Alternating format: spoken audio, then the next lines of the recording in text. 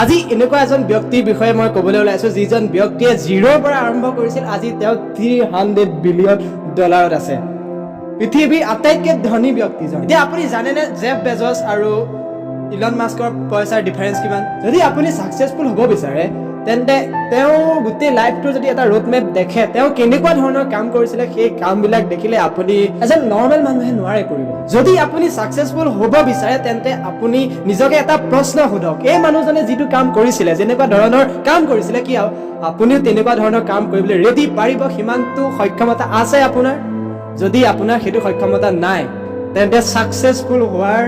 সপোন বাদ দিয়ক যদি আপুনি বহুত বুজে বহুত জানে আপুনি বুজা পৰা আপুনি বহুত কথা চিন্তা কৰি ধ্যানছে কাম কৰে তেন্তে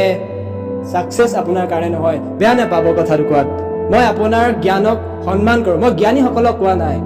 যিসকলে समझदार होता है जो समझदार होता है वो सक्सेसफुल नहीं कहलाता আপুনি যদি বহুত কিবা এটা বস্তু ভালকে জানি বুজি কৰিবলৈ যায় কি আপুনি 2007 2007 চনত আপুনি বিটকয়েনত 10,000 টকা ইনভেস্ট কৰিলেহেঁতেন এজন জ্ঞানী মানুহে এজন ভাল যিজনে বুজি পায় কথাবিলাক সেই বুজি পোৱা মানুহজনে 10,000 টকা বিটকয়েনত ইনভেস্ট কৰিলেহেঁতেন নেকি নকৰে কাৰণ জানে এইটো ক্ৰিপ্টোকাৰেন্সি এটা বহুত ফ্লাকচুৱেট কৰে সাকসেসফুল হ'বলৈ হলে অকল জ্ঞানী হ'লেই নহ'ব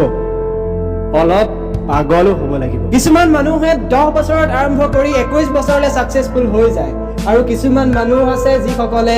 70 বছৰত আৰম্ভ কৰি 80 বছৰত সাকসেসফুল হয় কিন্তু যেতিয়া আপুনি 80 বছৰ আপোনাৰ 70 বছৰ বয়স হ'ব আপুনি সেইখিনি কাম কৰিবলৈ যিজন সেই 70 বছৰীয়া মানুহজনে কৰিছিলে নকৰে কাৰণ আপুনি সমাজৰ কথা ভাবিব সমাজে কি ক'ব মইতো ইমান বয়সস্থ মানুহ মইতো বহুত জানো আৰু সমাজে মোক কি ক'ব সমাজৰ ভয়ত লুকাই থাকিব আপুনি কিন্তু সেইবিলাক মানুহ লুকাই নাথাকে সমাজে কি কয় ক'ব সেইবিলাক মানুহ সদায় নলেজৰ প্ৰতি ভোকাটো তেওঁলোকে সদায় নলেজক প্ৰাধান্য প্ৰত্যেকজন মানুহৰ পৰা কিবা এটা শিকিব বিচাৰে তেওঁলোকে ফুটনি মাৰি নুফুৰে যে মই বয়স হ'ব পাৰে কিন্তু আপোনাৰ নলেজো কম থাকিব পাৰে এক্সপেৰিয়েন্স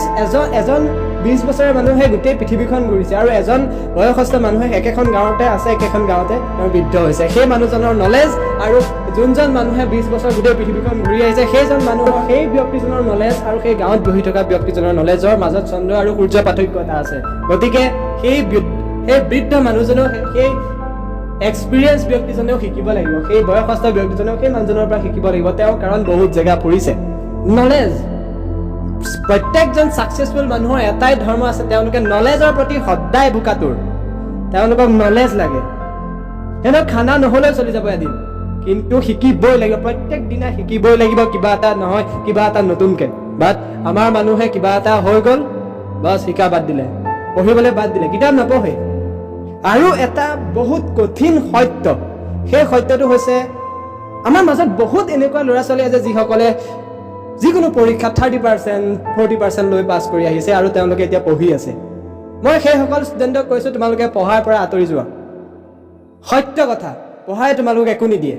মাৰ্কছে একো নিদিয়ে স্কিল এটা ডেভেলপ কৰা সবেই যিসকলৰ মাৰ্ক নাই একাডেমি যিসকলক কিতাপে ৰিজেক্ট কৰিলে তেওঁলোকে বেলেগ কিবা এটা লোৱা তেওঁলোকে গিটাৰখন তুলি লোৱা তোমালোকে হাৰমনিয়ামটো তুলি লোৱা তোমালোকে কম্পিউটাৰ কোৰ্ছ এটা শিকি লোৱা তোমালোকে কোডিং শিকি লোৱা তোমালোকে গ্ৰাফিক্স ডিজাইনিং শিকি লোৱা সায়েন্সত পঢ়িব নালাগে এজন সেই পঢ়ি থকা যোনজন তোমালোকৰ 90% পায় 80% পায় পাৰ হৈ গৈছে সেই ব্যক্তিজনতকে তোমাৰ ইনকাম অধিক হ'ব যদি তুমি তেনেকুৱাত ভাল ফলাফল দেখাব পাৰা সেইবিলাকত কম্পিটিশন তোমাৰ তেনেকে নহয় নম্বৰ লৈ কম্পিটিশন নহয় তুমি কাম কেনেকুৱা কৰিছা আজি ভাবা নেকি জুবিন গাৰ্গে যদি আজি তেওঁ পঢ়ি থাকিলেহেঁতেন কেমেষ্ট্ৰি মেজৰ লৈ কি পালেহেঁতেন তেওঁ আজি সেই জুবিন গাৰ্গজন দেখিলেহেঁতেন আমি